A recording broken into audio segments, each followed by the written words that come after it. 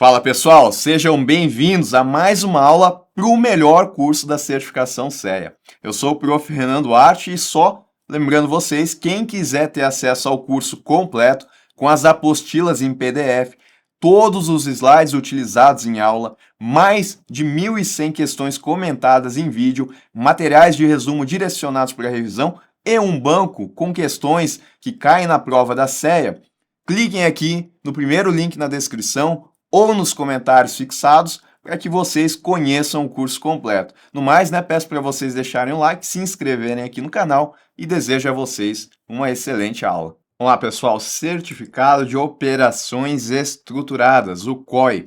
Aqui a gente tem um produto financeiro que ele vai trazer características das aplicações de renda fixa e também de renda variável em um único produto. Ele vai ser emitido principalmente por bancos e ele funciona de uma forma semelhante ao que a gente tem com os fundos de investimento.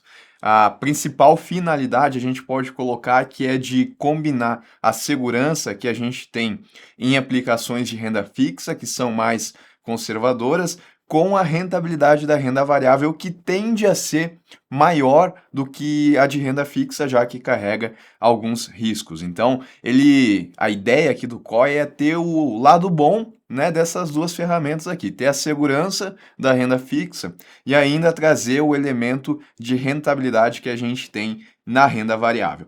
E aí existem duas modalidades de COI. Eu tenho o valor nominal protegido e tenho o valor nominal em risco. Qual que é a diferença? No valor nominal protegido, os COIs desse tipo eles vão garantir que o investidor ele irá receber de volta, no mínimo, o valor que ele investiu inicialmente, mesmo que os ativos de referência desse produto eventualmente apresentem uma rentabilidade negativa. Então, essa modalidade aqui vai ser destinada para aquelas pessoas que são mais conservadoras, que entre renda fixa e renda variável, elas são mais acostumadas com a renda fixa. Porque se esse investimento, que ele funciona como se fosse um fundo de investimento, ele vai aplicar em ativos financeiros. Se os ativos financeiros aonde o COI ele aplicou, eles apresentarem um desempenho negativo, isso não vai influenciar em uma rentabilidade negativa para o investidor que colocou o dinheiro dele no COI, porque no mínimo, no pior dos cenários, ele vai receber de volta o que ele colocou investido. Ele não vai receber juros, mas ele recebe o principal. E tem o valor nominal em risco. Daí já são para aquelas pessoas mais arrojadas. Aqui não há nenhum tipo de garantia que o investidor ele vai receber o valor total investido, sendo que sua perda, se acontecer, pode ser maior do que o capital que foi investido.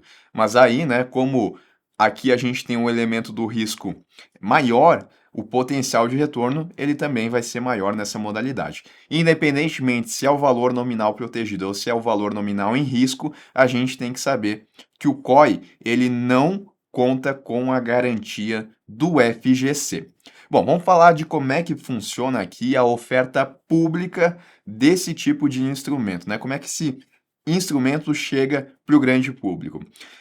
Primeiro ponto, tá? A oferta pública de distribuição de COI, ela não está sujeita a registro na CVM e é realizada por instituições intermediárias habilitadas a atuar como integrantes do sistema de distribuição de valores mobiliários. Quando ocorrer essa distribuição aqui, a instituição intermediária ou o emissor que estiver atuando nessa condição deve primeiro entregar o documento de informações sociais, o DIE, antes da aquisição do COI, para que o investidor então ele tome conhecimento, entre outras características, qual que é a modalidade desse COI aqui. A gente já vai falar sobre ele. E além disso, também tem que manter um termo de adesão e ciência de risco, datado e assinado pelo titular com a seguinte redação. Então, nosso investidor ele vai assinar isso daqui. Recebi o exemplar do documento de informações essenciais, o DI, previamente à aquisição do COI e tomei conhecimento de seu funcionamento e riscos. Essas obrigações elas são dispensadas quando a gente tiver um investidor profissional, que são, na grande maioria, instituições financeiras, mas também tem pessoas físicas e pessoas jurídicas que têm um patrimônio maior, e também vai ser dispensado essa exigência do DI e do termo de adesão de ciência e risco quando o COI ele for negociado em um sistema centralizado e multilateral, mantido por uma entidade administradora de mercado organizado. Falando sobre o DI, tá? Ele deve conter informações verdadeiras, ser redigido de forma clara e também ele tem que ser útil na avaliação do COI, apresentando quais são as complexidades, contendo informações importantes também, como o investimento inicial mínimo, para que o investidor então consiga colocar o seu dinheiro lá, condições de pagamentos periódicos, quando existir essa possibilidade de pagamentos periódicos, a data de vencimento ou prazo de operação, entre outros. Então, é ali que o investidor ele vai tomar ciência de como é que funciona esse COI e ele vai conseguir, então, mensurar se está dentro da capacidade dele de tomar risco.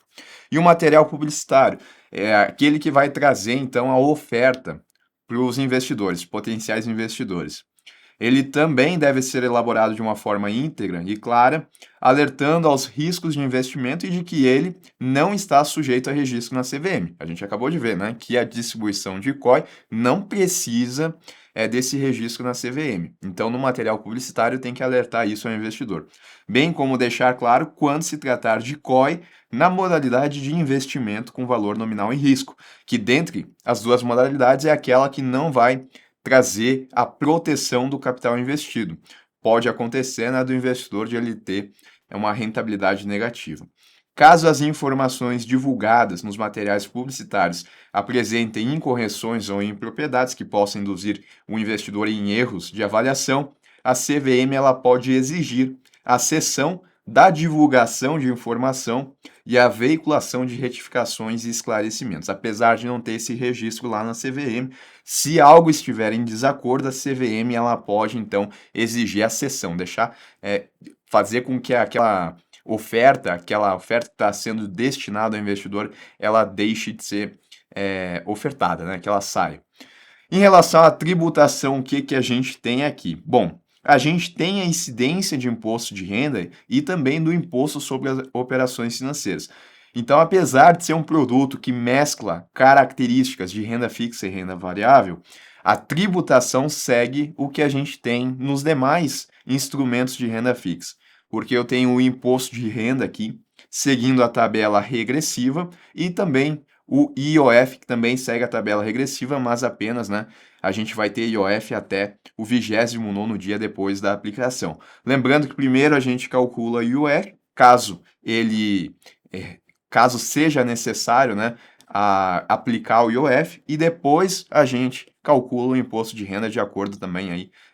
Se a gente tiver que calcular o IOF, tiver que calcular o imposto de renda, vai ficar na primeira alíquota do imposto de renda. Mas se não tiver IOF, depois a gente olha o prazo de aplicação e a gente vê qual que é a alíquota correspondente aqui para esse COI.